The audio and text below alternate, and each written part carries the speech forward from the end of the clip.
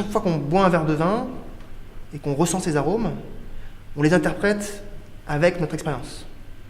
Et dans le regard d'un vin se cache en fait notre propre expérience olfactive, celle qu'on a éditée dans notre cerveau depuis notre plus jeune âge. On a appris à reconnaître des arômes, on les a associés, on les a mémorisés.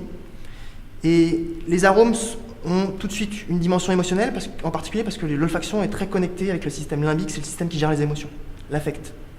Donc les odeurs ont une puissance pour évoquer des émotions et des affects, en particulier du point de vue anatomique. C'est une des raisons.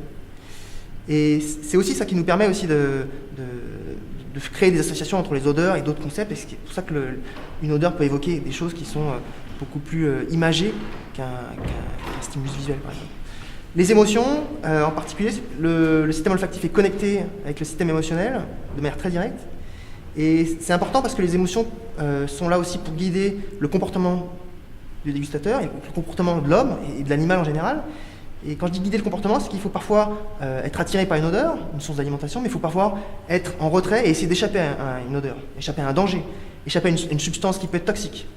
Et ça, le codage émotionnel des odeurs participe aussi à avoir une réponse adaptée aux odeurs, qui vraiment, pour l'animal, dans son milieu naturel par exemple, a une dimension de survie, mais aussi pour nous quand il s'agit de choisir ses aliments et de réagir rapidement à un aliment qui pourrait être toxique.